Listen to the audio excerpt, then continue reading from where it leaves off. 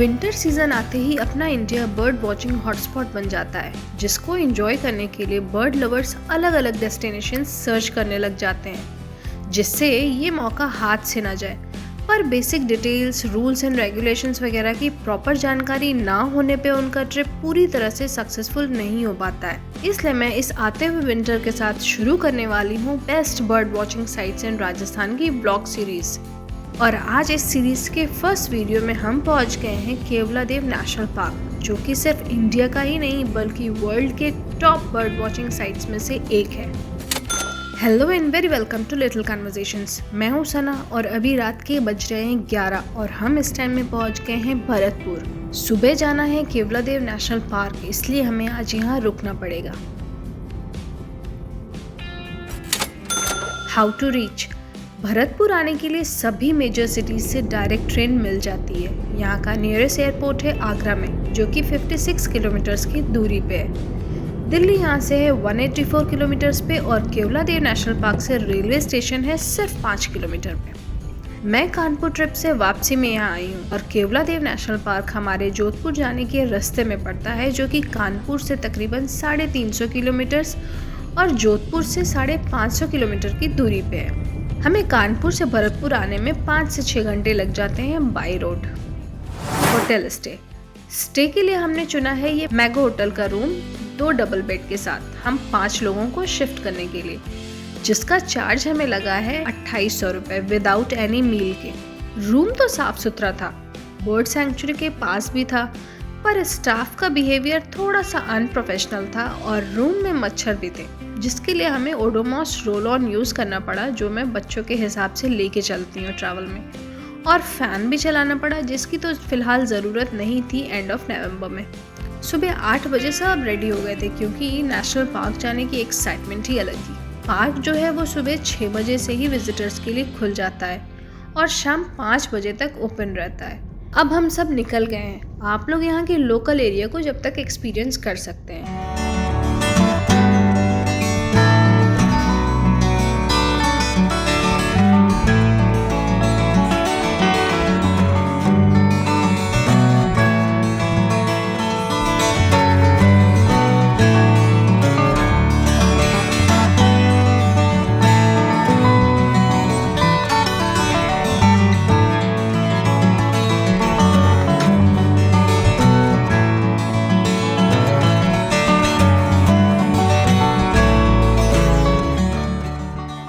बस कुछ मिनट्स में हम यहाँ पहुँच गए। ये है एंट्री पर हमें बताया गया है कि गाड़ी दूसरे साइड बने पार्किंग एरिया में पार्क करके आना है, तो हम इस साइड आए और फिर अंदर से ही पार्क की एंट्री भी कनेक्टेड है।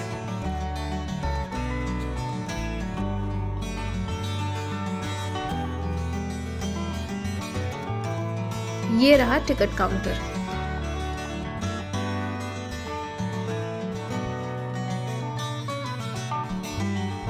इंडियन एडल्ट्स का एंट्री फी है 130 रुपीज़, 130 रुपये और 6 रुपये एडिशनल। ये है ई मित्र चार्ज। वहीं नॉन इंडियंस को देना होगा 830 रुपये प्लस 21 रुपये। सैरिश के लगे हैं 50 रुपये और सिम सैम के कोई चार्जेस नहीं लगे हैं। अब आई अंदर व्हीकल्स चार्जेस की बारी, तो नॉर्मल साइकिल के लगेंगे 100 रुपये, रेंजर साइकिल के 150 रुपये और तांगा का 1200 रुपये 3 घंटे के लिए। फैमिली के लिए ज्यादातर ई रिक्शा यूज हो रहा है, जिसके साथ गाइड लेना मैंडेटरी है। ई रिक्शा मिलेगा 2 घंटे के लिए 800 रुपीज चार्ज के साथ और गाइड का भी सेम 800 होगा, तो guide plus rickshaw 1600 for 2 hours. और अगर टाइम एक्स्ट्रा हुआ तो ये चार्ज बढ़ता जाएगा। तो हम पैदल निकल गए हैं, क्योंकि नेचर वॉक का मजा तो वॉक करने में ही आता है, ना किसी रिक्शा में और ना ही किसी टाइम लिमिट। यहाँ डूज एंड डोंट्स का बोर्ड लगा हुआ है और नेक्स्ट बोर्ड है पैंथर वार्निंग का, कि अकेले अंदर के रास्तों में ना जाएं, कोई एक्सीडेंट होता है तो उसके जिम्मेदार आप होंगे। बोर्ड क्लियर नहीं ले पाई क्योंकि यहाँ बंदरों का पहरा था। वहीं सैरिश को अपने दोस्त नजर आ रहे थे इन बंदरों में।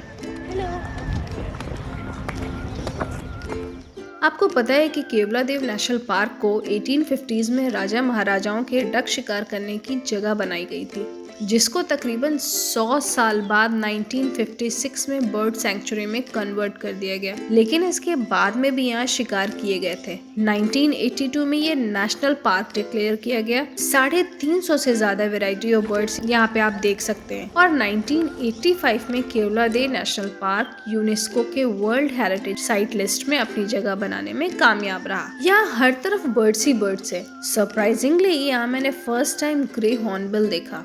ये हमेशा पेयर में रहने के लिए जाने जाते हैं और यहाँ पे भी साथ में। ये मंदिर के साइड वाला एरिया है जहाँ ढेर सारे मोर हैं।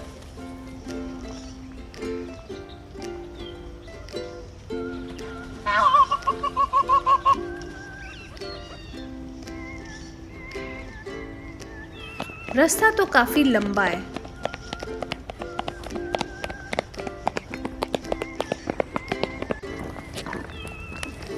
यहाँ सलीम अली जी का इंटरप्रिटेशन सेंटर बना हुआ है, जिसे सैरिश पता करके आई है तो फिर वो बंद है।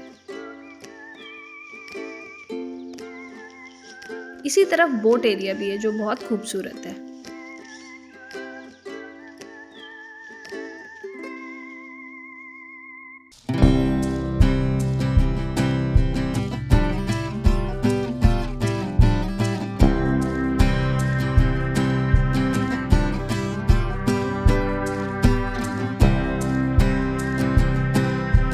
यहाँ लगे एक मैप से पता लगा कि हम लोग जो इतनी देर से चल रहे हैं वो अभी सिर्फ स्टार्टिंग पॉइंट है और सिमरा समरा की इतनी कैपेसिटी नहीं लग रही है कि वो इतनी दूरी तय कर पाए। तो यही साथ में ये रिक्शा भी दिख गया है जिसको लेने का प्लान बना ही लिया है हमने तो।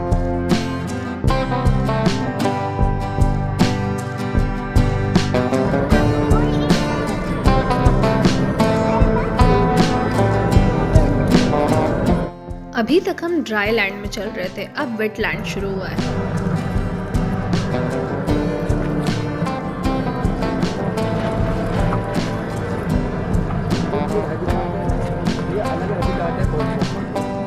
ये है हमारे गाइड सुरन सिंह जी जो अभी हॉर्नबिल बर्ड्स के बारे में बता रहे हैं। इनमें बिछटेंगे नहीं, मरने के बाद हम बिछटेंगे। दूसरा इसका ये है कहानी है कि अगर इनमें इतना प्यार रहता है, अगर एक बीमार हो जाए तो दूसरा फूड कलेक्ट करके लाएगा और बच्चों की तरह उसको खिलाता है। आपको अगर एक हॉर्नबिल फ्लाई करती हुई नज़र आएगी तो वहाँ आपको 101% भी दूसरी नज़र आ जाएगी, आपको अकेली नज़र नहीं आएगी आपको। यहाँ रेड वाटर लैपिंग दिखी जिसके बारे में सुनिए। बताऊँगा आपको, जिसको हम लोग अनुमान लगाते हैं, जैसे ऊंचे टीले पे अंडे दिए तो हम सोचेंगे कि अब के बारिश नहीं आने वाली है, क्योंकि उनको सुनामियों का पहले पता लग जाता है। अगर खड्डे में अंडे देगी तो बारिश नहीं आएगी, टीले पे अंडे देगी तो इसका मतलब है बारिश आने वाली है, तो उसका अनुमान लगाया जाता है। मगर उसको टिटेरी क्यों बोलते हैं हिंदी में, क्योंकि उसको क्या है कि ज़मीन पर ही अंडे देने पड़ते हैं, उसको हमेशा खतरा मंडराता रहता है। अगर उसको दूरी से बहुत नज़र आता है कि कोई भी स्नेक आ रहा है या कोई जैकॉल आ रहा है या ह्यूमन्स आ रहा है तो नेस्ट से पहले ही हट जाएगी, वो पहले दूर चली जाएगी। जब उसके आसपास अगर कोई ऐसा खतरा आ जाता है तो उसके ऊपर टिट टिट टिट टिट करती रहती है जब तक उसका खतरा नहीं टल जाए, इसलिए उसको टिटेरी बोलते हैं। लैपिंग का मतलब है विंग्सों को लेप करती है, T T T T T T. सुबह शाम रात में रात भर करती है। लैपिंग कई तरह की है, उसमें आपको माइग्रेटरी लैपिंग भी आती है यहाँ पर। अच्छा। जैसे व्हाइट टेल लैपिंग है, ग्रे हेडेड लैपिंग है, वो बहुत रेयर है। यहाँ से आप काफी बर्ड्स देखने को मिलेंगी। यहाँ कॉर्मोरेंट बर्ड बैठी दिखी जो पास से बड़ी ही खूबसूरत दिख रही है। आप जानते हो, जानने वाला ही ज्यादा इंटरेस्ट लेगा साहब, ना जानने वाला तो इंटरेस्ट लेगा ही नहीं।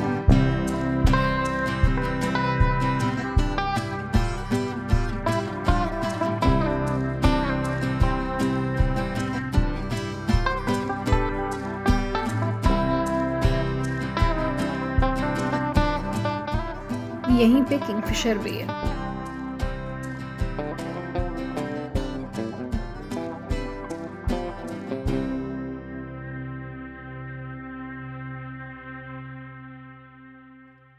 यहाँ अब दूर से नजर आई पर्पल हिरन जो कि स्टैच्यू बन के बैठी हुई है।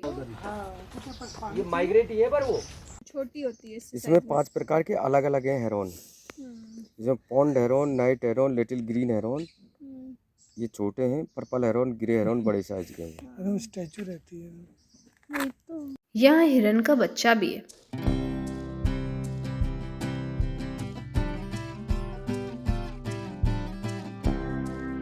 यहाँ है लेसर विस्लिंग डक।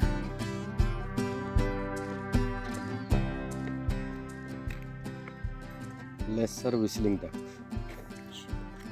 ये विसल करती है। यस। यहाँ जी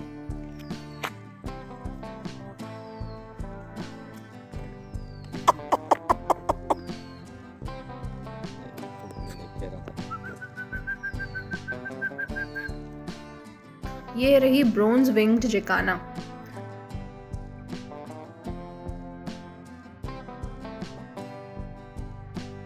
फिर थोड़ा आगे बढ़े हम नए बर्ड की तलाश में। ये जंगल इतना होता है घास का कि मार्च अप्रैल में सूख जाती है ना घास। वो देखो पे हम चलेंगे ना, वो खिला रही है, वो खा रही है। हम ये जमीन ही नहीं देख सकते इस वेटलैंड। यहाँ पेड़ के ब्रांचेस पे बैठा है अनहिंगा यानी स्नेक बर्ड। कितने खूबसूरत हैं ये सारे बर्ड्स।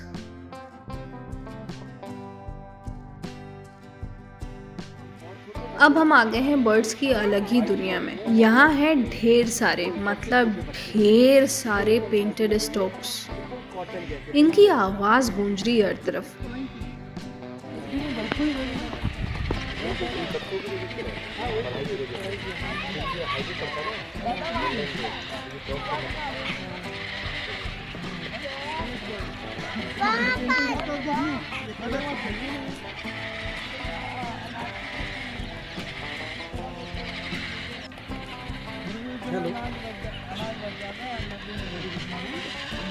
यार कुदरत की क्रिएटिविटी देखिए, लग रहा है कितने फुर्सत से ये सारे आर्ट बनाए गए हैं।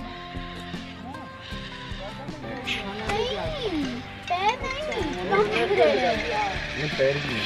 हेलो, देखो ये फीड कराएगा। हेलो, कट करवा।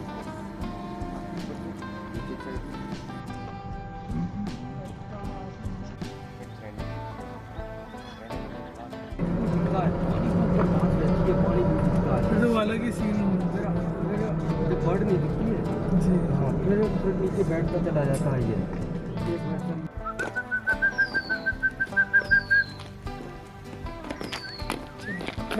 लंबे लंबे हैं, बहुत इनसे भी ज़्यादा लंबे लंबे हैं। इसका केवल मेल बच्चों को पालता है, फीमेल नहीं पालता। देखिए सर, ये जैकाना ये भी रेयर है।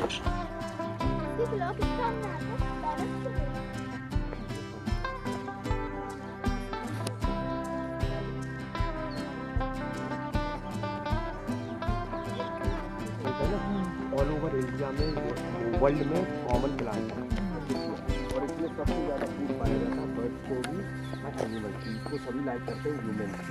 मगर अब क्या है कि पानी कम पानी भरा हुआ है ना, उसमें फीडिंग करके आते हैं, मछली भर के लाते हैं गले में, तो ये अपने बच्चों को फीडिंग कराएंगे। पहले तो ये देखिए आप,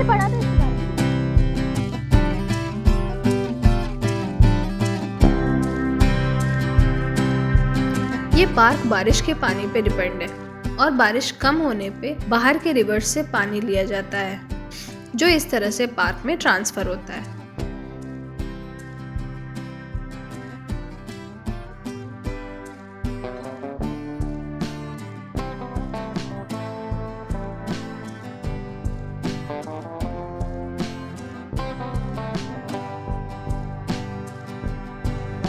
बहुत ये कच्चे रास्ते हैं ना, ये ट्रैक है। अच्छा, ये सब ग्रासलैंड एरिया है, ये पूरा ये सब ट्रैक है, ये सब ट्रैक है। ये बाउंड्री वाल है, ये साइड में। आप यहाँ से चले मेन गेट से, आपने यहाँ से सेंटर बैरियर से रिक्शा लिया है। अभी हम यहाँ से यहाँ आए सर, नहीं यहाँ बैरियर से।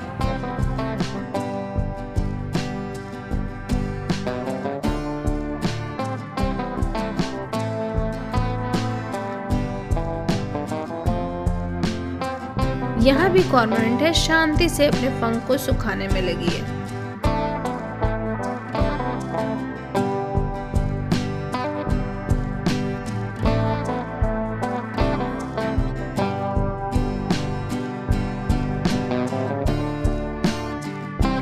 आपने कभी लिपस्टिक बर्ड्स देखे हैं? आज देख लीजिए। ये ग्रे हेडेड स्वैम्पफिन है, जिसको लिपस्टिक बर्ड भी कहते हैं, इसके लिपस्टिक स्टाइल मेकअप के लिए।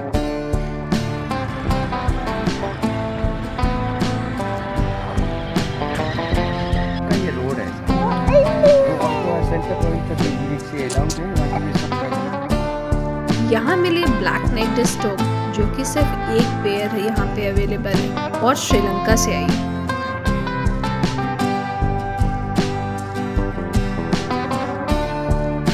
यहाँ पूरे रास्ते बर्ड्स ही बर्ड्स भरे हुए हैं पेड़ों पे।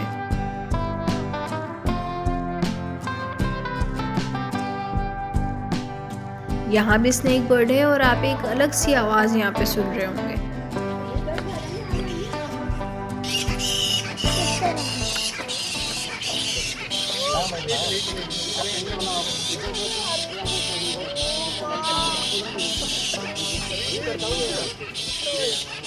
ये सारे फ्रूट बैट्स हैं जो कि दुनिया के सबसे बड़े बैट्स में से एक है। आवाज सुनिए इनकी।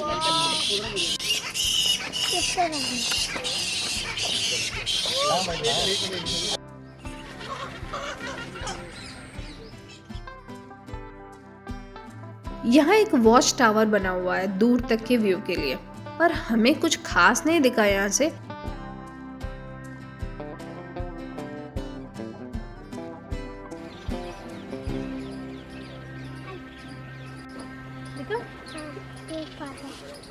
और सिम सैम को तो डर लग रहा था सीढ़ी से नीचे उतरने में। इतनी देर में ही हमारे 2 घंटे जो हैं वो खत्म हो चुके थे और लग रहा था कि अभी आधा ही एक्सप्लोर किया है। रात तक जोधपुर भी पहुंचना है जो यहाँ से अभी 550 किलोमीटर दूर है और अभी ऑलरेडी 1 बज गए हैं, तो हमें अभी निकलना पड़ेगा। पर आपको आना हो तो आप साइकिल वाला ऑप्शन लेके अंदर विजिट करें, वो बेस्ट है जिसमें कोई टाइम लिमिट नहीं है और आप आराम से सेल्फ एक्सप्लोर कर सकते हैं, क्योंकि खुद से दिमाग लगा के नेचर को समझने का जो मज़ा है ना, वो तो गाइड के साथ और ऑटो के साथ और ये सब चीज़ में नहीं है।